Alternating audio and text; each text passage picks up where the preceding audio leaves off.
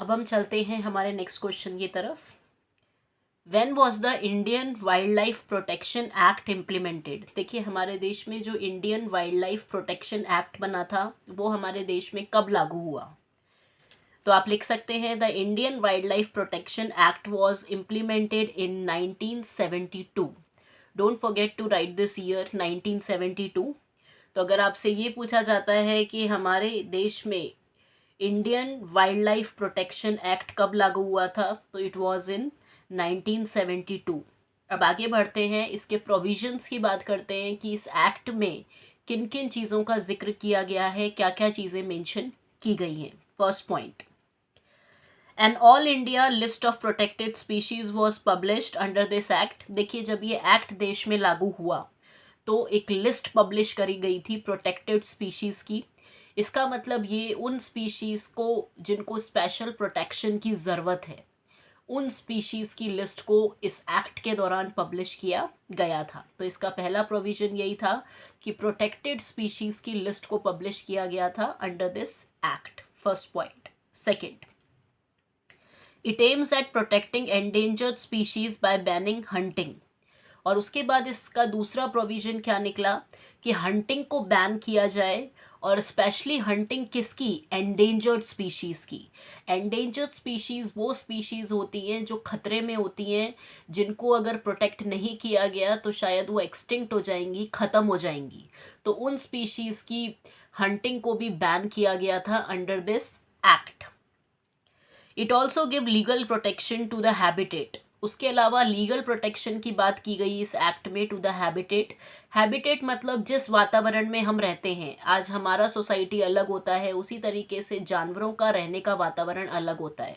तो इस एक्ट में इस बात का भी जिक्र किया गया था कि जानवरों को किसी भी तरीके से प्रोटेक्ट किया जाए उनके हैबिटेट के साथ, जिससे उनको खतरा ना लगे खुद के लिए। जिस वातावरण में वो स्टार्टिंग से रहे हैं वही वातावरण उनके लिए प्रिजर्व होना चाहिए।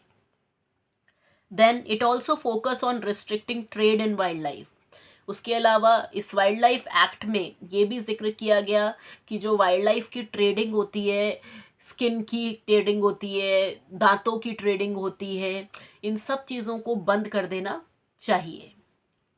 The central government and the state government established national park and wild life sanctuaries. उसके अलावा इस एक्ट के अंतर्गत सेंट्रल गवर्नमेंट और स्टेट गवर्नमेंट ने बहुत सारे पॉजिटिव स्टेप्स भी उठाए towards establishment of wildlife sanctuary and national parks.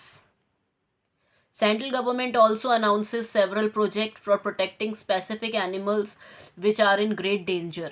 और उसके अलावा सेंट्रल गवर्नमेंट ने कुछ और ऐसे भी प्लान्स बनाए, कुछ ऐसे भी प्रोजेक्ट्स इंट्रोड्यूस किए कि जो प्रजातियां जानवरों की खतरे में हैं उनको बचाने के लिए भी प्रोजेक्ट्स का इंट्रोडक्शन किया गया, जैसे प्रोजेक्ट टाइगर, प्रोजेक्ट राइनो। ये क्योंकि ये जो प्रजातियां हैं ये बहुत डेंजर में हैं, तो इनको बचाना बहुत ज़रूरी है जिससे हमारा इकोलॉजिकल बैलेंस बना रहे।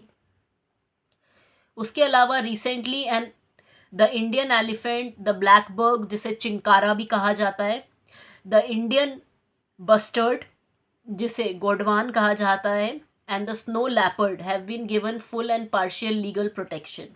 और उसके अलावा ऐसी कुछ स्पीशीज़ हैं जिसकी मैंने बात करी, चिंकारा की, गोडवान की। ये सारे कुछ ऐसी जानवरों की प्रजातियां हैं जिन्हें लीगल प्रोटेक्शन दिया गया हंटिंग से, कि इन जानवरों की हंटिंग करना कानूनन जुर्म है।